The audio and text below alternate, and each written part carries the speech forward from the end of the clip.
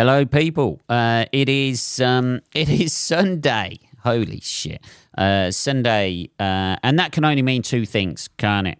It can mean religion or the Ben Briggs podcast. And holy fucking shit, we've got no religion here, baby. It is podcasting all the way. Here we go. Different start. I'll tell you why there's a different start, because I'm sick and tired of fucking starting every episode saying, welcome to episode whatever. Who gives a fuck what episode it is? Nobody cares about that. Everybody just cares about the date, I suppose. I have no idea. Anyway, it is Sunday the 16th of October, 2023, and it's cold outside, baby. Holy fucking shit. The winter has finally come upon us, with no innuendo there whatsoever. It's shockingly shit outside and freezing. I know it's not freezing outside, people. I know it gets colder. I hate people when it gets cold who still wear shorts, by the way. Like they're proving a fucking point about how hard they are. You know it's fucking cold. You've got blood vessels. You've got skin the same as me. You know it's cold outside. But I resent those people. Like they try and make a point of still wearing shorts. Just wear long trousers, yeah? Nobody wants to see your legs in October. Nobody even wants to see them in the summer. It's usually an old man, isn't it? Old man trying to stay up with the young bucks, isn't it? You never see like a young lad walking around in shorts in wintertime. There's always some old dude who's still trying to prove a point. I don't know, people. Anyway, let's have a little bit of coffee to start us off. We're on coffee today, people. I need that added boost of energy, although it doesn't ever seem to give me it, I must admit. I don't know how people are all of a sudden like sparked up and become more awake when they have coffee. For me, it seems to have no effect whatsoever. It's probably because I drink too much tea, too much coffee, too much caffeine in my system already, people. There you go. Anyway, let's not start hating on old people. Holy fucking shit, I'm 46, so let's calm down a little bit, shall we? It's been a fun week, hasn't it? It's been a fun week for me. I've done a few gigs. I had to cancel one last night due to car issues. But anyway, let's leave that behind, and try and function properly on the Sabbath, shall we? It's been a weird sort of like week, hasn't it? Like the whole Israel-Palestine thing kicking off, baby, isn't it? Round 2 or round whatever it is of all that shit. It's difficult. It's a weird thing to see, because you see like people. I've got Jewish friends, obviously. It's not a massive. I know people are going to say, yeah, there's anti-Semitism and stuff like that in the UK, but you know, somebody I've known for like 15 years was Jewish. And I didn't realise this until about 7 years into knowing him. It's not a massive. I don't know. I suppose if you live in big cities and that sort of thing, London, it can be more prevalent. But yeah, I wasn't aware that he was Jewish, even though he looks the most Jewish person who's ever existed. And his surname is very Jewish as well. But I had no idea until he mentioned it on stage one night, and then everything seemed to click together. It's difficult, isn't it? Because this is never. I don't care what anybody says, right? This is a situation that seems to never ever be resolved. It's never going to go away, is it? It's under the pretext of religion, but there's more involved than that in there. And I know about the situation in Northern Ireland, that they managed to get through it, or at least live in peace for a long time now. with the odd flare up or whatever. But yeah, I have nothing. I have this is how I work, right? I think about these things, and then I think of every angle possible that I can come at it with, to try and think up a resolution myself, as if people are going to listen to me, as if anybody's like from Israel and Palestine are going to be listening to this podcast and go, hang on a minute, this guy's got something. This guy on a podcast in Northampton on a Sunday, the day of religion itself, has come up with a fucking solution, and we're taking it on board. But yeah, it's kind of like, I know people Jew bash, so to speak, but it is kind of the same as kind of like people in the UK being held up and held to account for what the UK government does. So obviously, you know, they're a little bit heavy-handed, shall we say, in Israel. Would you say that? I don't know. You know, they've suffered a lot in the past, so I imagine they're a little bit touchy about shit. You know, people attacking them and stuff. But yeah, it just seems awful out there at the moment. What's going on, and it seems to have relegated. I bet the Ukraine are a little bit pissed off by it all, because it seems to have relegated them into second place of the wars going on in the world so far. There's possibly more world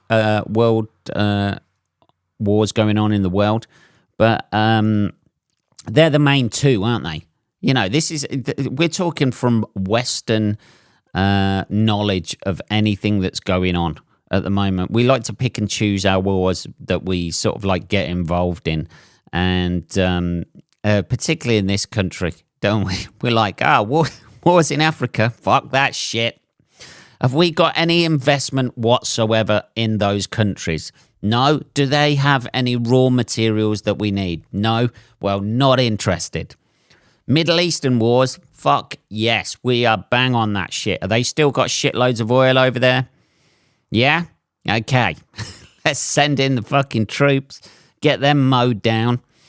We need to keep that constant flow of oil going. That's kind of it, isn't it? That's like, that seems to be UK government policy in a fucking nutshell. Have they got anything that we can benefit from? No, fuck them. Yes, send in the troops, baby. Let those young lads lay down their lives so we can pay higher oil prices over here. I don't know, man. Is that too cynical? I don't know. Is that too cynical? Do I need another cup of coffee? Let's have a little bit. There we go. Tastes like shit. Yeah, so that's been going on as we're drawing into winter here as well. I tell you what, the one thing I have realised is, right, I know I've said this in a podcast before, that I enjoy the seasons in this country. However, I think I only say that in the summer.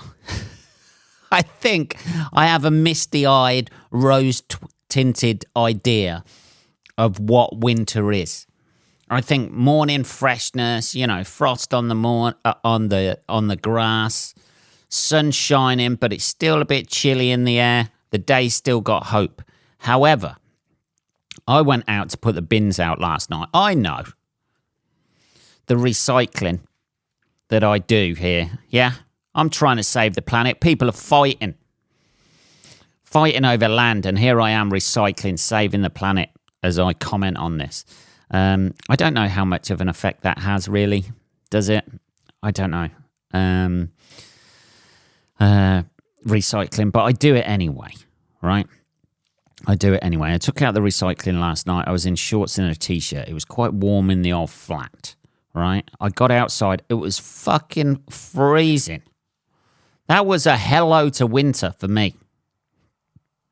We all get it every year, especially in this country where it's been nice, like the last week, 2 weeks, something like that, right?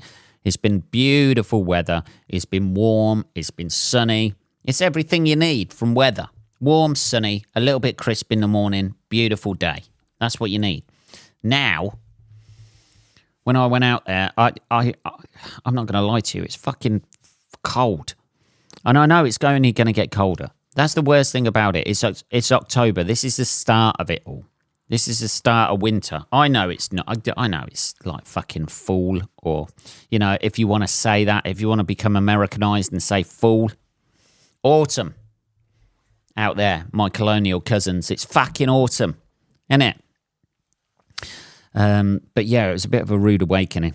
And I think I do get a bit misty-eyed about winter sometimes, and could quite happily move out to somewhere warm and just stay there every day. Just warm. Wake up, sun shining, not a cloud in the sky, blue sky, boom, warm. I'm with that right now. Yeah, these people who move out to Spain, you know, set up their little home from home, England from England. You know, must have a full cooked breakfast, full English, please. People who do that in those communities, expat communities, I fully am on board with that. Especially the older I get, fucking joints stiffen up in the winter, don't they? You don't realise this, you kids out there. Right, you don't realise how much you go through as an older person. Just getting out of bed. Just getting out of bed in the morning. It's like I can go to sleep. And I sleep for a full 8 hours. Not a lot, not often. I mean, often, like, you know, I'm a single guy who lives on his own. I'm on the sofa. That's where you sleep, isn't it? You know your place as a single man. You'll watch TV until you can't watch it anymore. Put the TV on standby and think, fuck it, I cannot be asked to make my way to bed right now. I cannot be asked to walk, 40 paces to bed.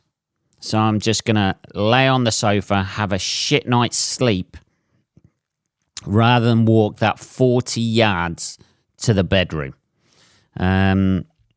Wake up feeling like shit. Wake up halfway through the night needing a fucking piss. That's what you do, isn't it? Nobody tells you that about getting older, do they? When you're a little kid. Oh, you want to be grown up?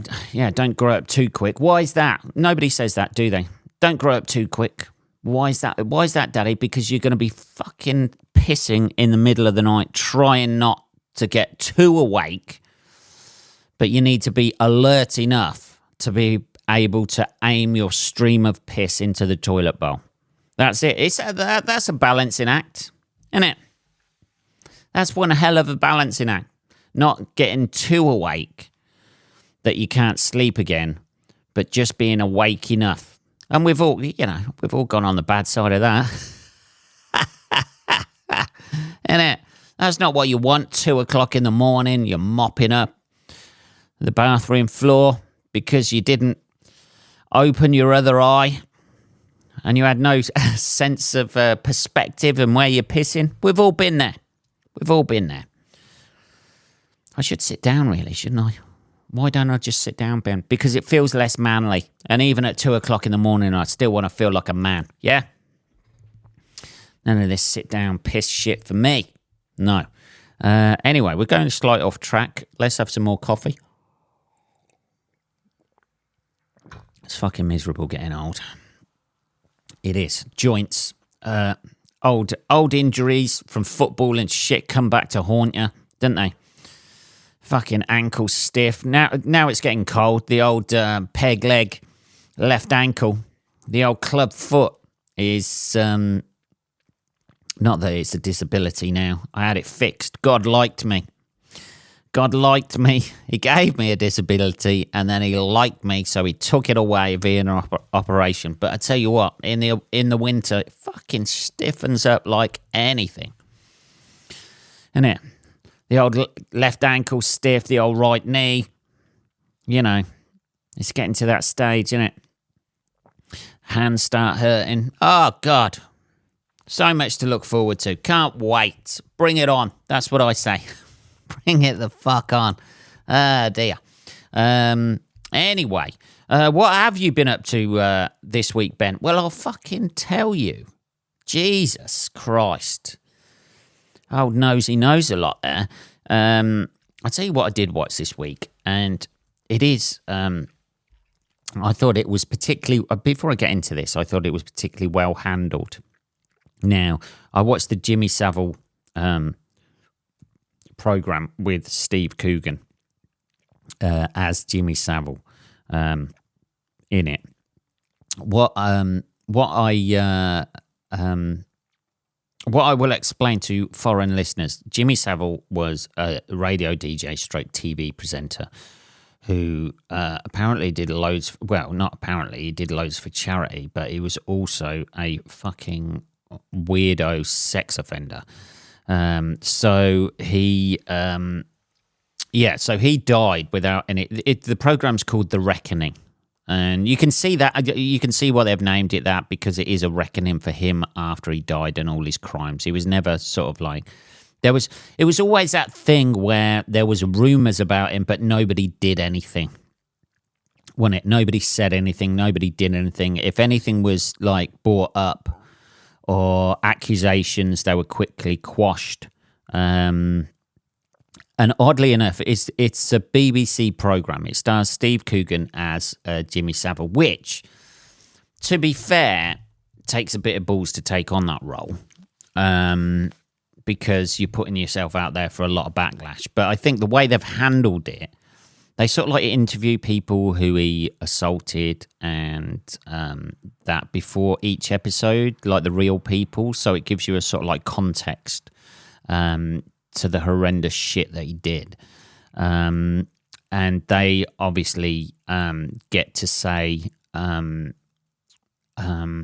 what happened to them and the things that he did. It's really...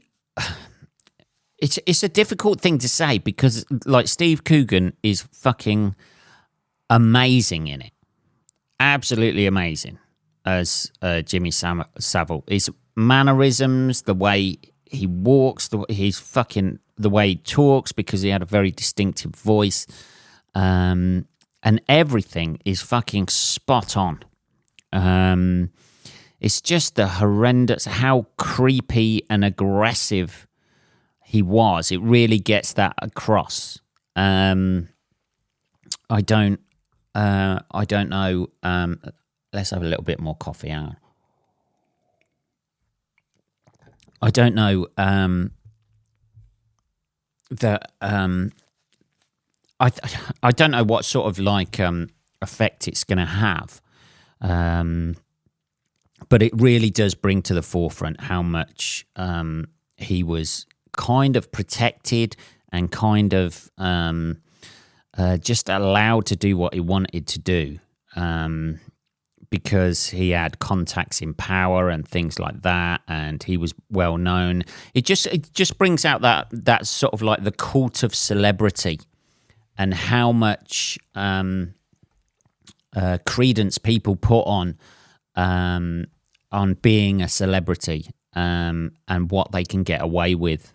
And, you know, it's almost like the stage like where celebrity has met sort of like royalty, and there's like a crossover with that. It's that sort of like elevated sense of esteem that they have, and that people hold them in, and are just like in awe of celebrities. And it just shows the dark side, the complete dark side of celebrity, and what effects that has on everyday people. It's just like I thought it was fucking fascinating to watch. I thought it was really sad, really disturbing. And Steve Coogan just plays that off, and really, really, you know, shows what a fucking horrible person he was. I don't know. It's a difficult thing to say that you enjoyed it in there, something like that, because it's so, I don't know, there is a sort of like fascination with watching that and finding out about how bad he was. And he was just like relentlessly bad. And then sort of like did charity work, because he was like a Catholic, did charity work to try and sort of like balance the scales. So he raised a lot of money for certain hospitals. He raised a lot of money for research and a lot of things. And it seems like he was doing that to try and balance the scales with the awful things that he did. It's just heartbreaking for the people that had to go through that. And it's, you know, he died before he was able to stand trial or anything like that. And it's just, I don't know. Maybe this is, you know, but you leave a legacy of being a fucking cunt, don't you? You know, it's a difficult one, isn't it? I watched that. This is how fucking weird my week's been. I watched that. There's about 4 episodes on BBC iPlayer. It's well worth watching. And then I watched the fucking, I don't know, on Netflix there's a series called Maxine, which is about Maxine Carr, who was the girlfriend of Ian Huntley, who killed like 2 girls in Cambridgeshire. And I remember when that happened. That was like 90s, I think. And I remember when that happened, and there was a search for him and stuff like that, and it turned out he was the caretaker, and it was of the school that they went to, and he'd done it while she was away. And she's I think he's in prison. She went to prison. Even though she was away, she sort of like lied and gave him an alibi. And it sort of like takes you all the way through that as well. So I've had a weird watching experience, let's say that, for those 2 things, because obviously I'm aware of both of those people, Jimmy Savile and Maxine Carr. She did time in prison for it, only about like 3 or 4 years, I think she did, something like that. But it shows like how much she was kind of controlled, but how much she kind of liked the media attention of being around that as well. And it was like really weird. And what the weird thing must be now that I took from that, she got released and now she's like married with a kid. I think there's only like 4 people in the UK who are under anonymity for the whole of their lives. So they've been relocated. She's one of them. They've been given a false name, false identity, all of that sort of thing. So she's one of them. The 2 guys who killed James Bulger, 2 more, and a girl called Mary Bell, who I think when she was about 10 years old, she like killed 2 kids or something like that. It's fucking horrendous. That was in the 60s. So it's like those 4 people who have got lifetime anonymity. And it must be weird because at some point, like you start a new life, you've been given a new name, you've done something horrendous like that. Obviously that Maxine Carr didn't kill anybody, but it's, you know, if people found out who she was, because she was like so tied in with somebody who did something horrendous, she lied, she gave him an alibi. There must be a point where you can't, I know they give you a new life, they give you a new name and that sort of thing, but you can't move on past that. You know what I mean? It's all you'd always be looking over your shoulder thinking, you know, somebody's going to recognize me. Somebody's going to, you know, put 2 and 2 together. The fact I've got no fucking, you know, friends or family around here. Yeah, it must be really odd. And then it must get to the point where, like, if you're in a relationship, she's like married with a kid or something like that. That's got to be a tough sell, isn't it? Who's your ex? Ian Huntley. Oh, fuck. Jesus. Fuck me. I'm okay, thanks, baby. I'm gonna get back on Tinder, I think. Yeah, it's a bit. Let's have some coffee. It's just a bit at some point you've got to say to them, haven't you? Like, actually, this isn't the real me. The real me is this person. And then you're like, holy fucking shit. What do you do with that information? Well, don't marry him and bang him, I imagine. Somebody did, though. Hey, that goes to show, doesn't it? Just goes to show. I think, this is my philosophy with, I think it's a lot easier for women to get married and have kids after that than a guy. If the shoe was on the other foot and it was a guy who was dating somebody a woman who did horrific murders, I don't think any woman would touch that guy with a barge pole. But it just goes to show how much guys are desperate to get laid. that they are more than willing to take on somebody with that sort of baggage. I mean, like, I've dated women with baggage, literally physical baggage and fucking mental baggage. And I'm not saying I haven't got any. Let's get that out there. Yeah? Let's just clarify that. I have. That's everything this is my retirement plan. I'm going to work on all that shit in retirement. Yeah? That's what I'm going to do.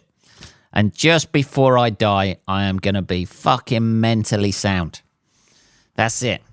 Isn't it? I'll have about a week of being, like, chilled out, relaxed, mentally sound, no hang-ups, and then fucking die. That's it. That week's going to be beautiful. I'll probably book it off, go somewhere, go on a nice warm holiday. Be beautiful. Bit more coffee there.